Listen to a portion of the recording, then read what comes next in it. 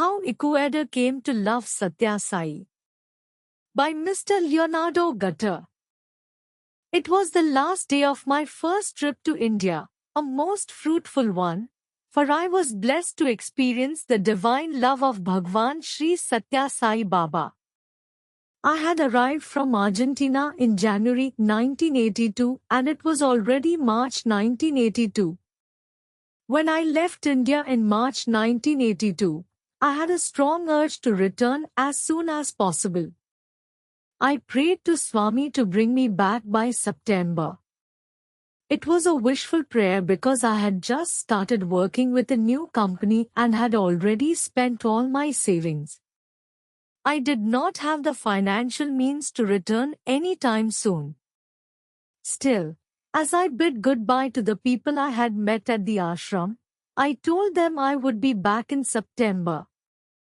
An irresistible divine urge. A few months after returning to Argentina, a live show producer came to my licensing company with a proposal to produce a children's play in Ecuador with the characters that my company represented. The company owners approved the proposal, and soon, I was on my way to Ecuador with a 30-day valid return ticket bought by the live show company. We toured Ecuador for 29 days, performing a play with Marvel comic characters and action superheroes such as Spider-Man and the Incredible Hulk.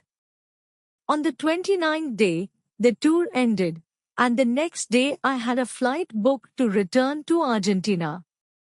At that moment, it struck me that nobody in Ecuador knew about Sai Baba, and I had an irresistible urge to share the enormous joy of experiencing a remarkable encounter with God, Avatar, living in India. So, I rushed to the airline's office to request to change my ticket for a later flight.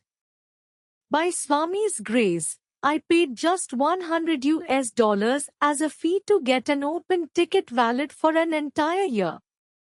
I was thrilled that Swami had granted me my wish. When Sai gives a task, he makes you achieve it. I soon realized that talking about Sai Baba in Guayaquil was not easy. I did not know anyone locally, and I could not just go to a park, stand on a bench, and talk about Sai Baba. As I prayed to Swami for guidance, I remembered that an old friend, Claudio Duran, lived in Quito, Ecuador. He had earlier introduced me to the Suddha Dharma Mandalam, the Raja Yoga organization where I had been vice president. He was presently a musician who composed jingles for advertising campaigns. So, I called him and laid bare my thoughts and plans to spread the news about Sai Baba in Ecuador. He advised me, look, the only way I can help you is if you come to Quito, where, at least, there will be two of us trying. So, I took a flight to Quito. 3 days after I was initially scheduled to return to Argentina, I was at the headquarters of a Hatha Yoga organization run by a Catholic priest, delightedly sharing the story of Sai Baba with the attendees. The hall was full of people, and I spoke for almost an hour about my experiences with Sai Baba and his message. When I finished my talk, the Catholic priest was quite impressed and told me that if I wrote an article about Sai Baba, he would include it in their monthly magazine. Moreover, if I had a photograph of Sai Baba, it would be featured on the magazine's cover. My heart jumped with joy and gratitude. In just a few days, Swami resolved my dilemma. From wondering how to speak about Sai Baba in Ecuador, an article was going to be published in a magazine distributed throughout Ecuador. I was so happy that I could touch the sky with my hands. The master's plan is the master plan. Claudio invited me the next day, Saturday, to go to a classical music concert. My flight back to Argentina was scheduled for the following Tuesday, so I went to the concert with him. After the concert, Claudio met with an important client for whom he was creating an advertising campaign. Since it was cold at night and the discussion was not completed, the client invited us to visit him the next day, Sunday, for a lunch meeting to continue the conversation.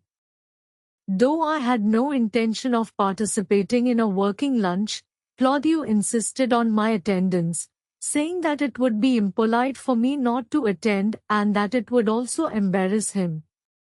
So, I reluctantly agreed, mainly not to let Claudio down.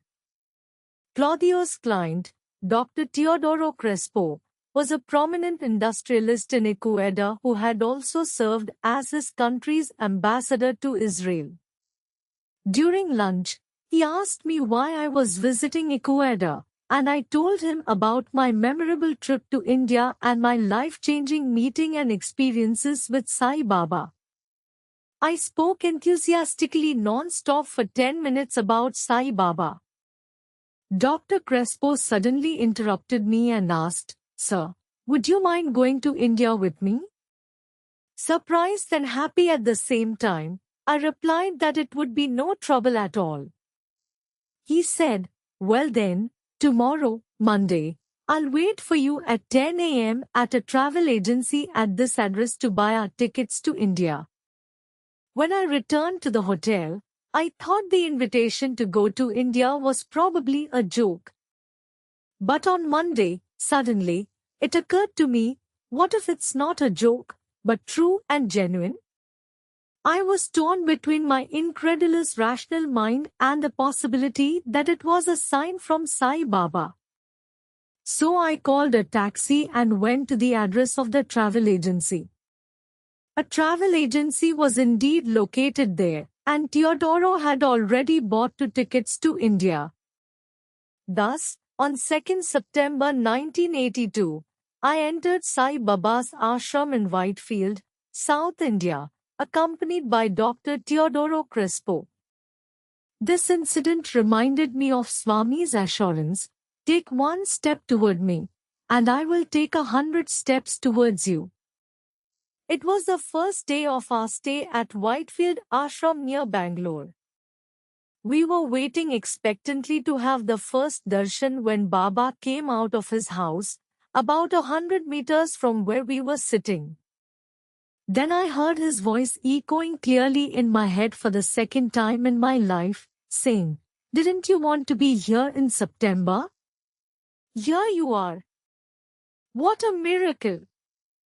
Cancer cancelled and a heart overjoyed during the long journey to India, Teodoro shared with me the reason for his impromptu decision to visit Sai Baba with me.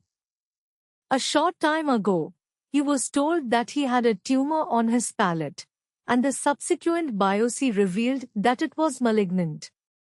Within a few days of the diagnosis, my chance arrival at his house and my story of Sai Baba and his miraculous powers piqued his interest.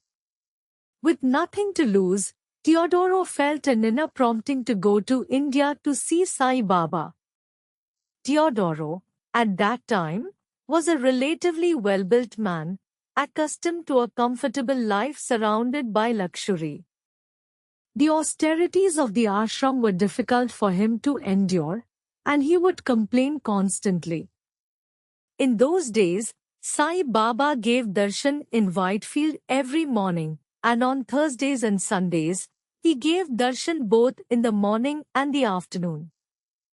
Many devotees who came for morning darshan would stay seated till the afternoon darshan. On one of those days, Teodoro decided to sit and wait for the afternoon darshan while listening to bhajans being sung. I left after morning darshan. When I returned in the afternoon, I found him sobbing uncontrollably, like a child.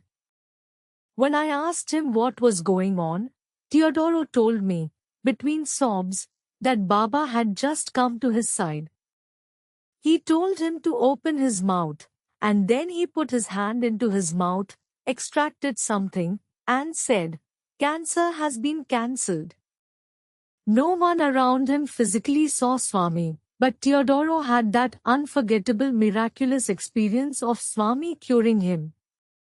Soon after, we followed Swami to Prashanti Nilayam, the primary ashram of Baba, to spend a few days there before returning to Ecuador.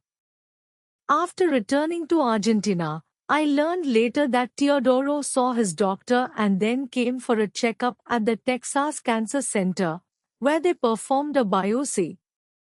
The results showed no trace of any malignant tumor on his palate, and he was completely cured of cancer. Still stunned by this miraculous experience, Teodoro published a magazine with his experience with Sai Baba. He illustrated the story with the photos he had taken at the ashram, printed 10,000 copies, and distributed them throughout Ecuador for free.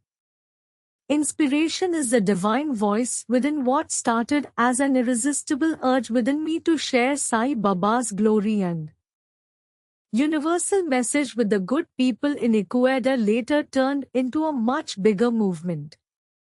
The talk I gave at the Hatha Yoga Center about Sai Baba was published as an article in the magazine run by the Catholic priest. In addition, Teodoro Crespo shared his incredible healing experience in the magazine he published only for that purpose, which had a circulation of about 10,000.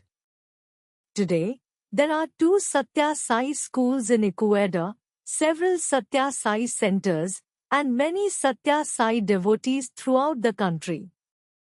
Many years after he was cured of cancer by the grace of Sathya Sai Baba, Teodoro Crespo visited Buenos Aires to share his experience with the Argentinian devotees.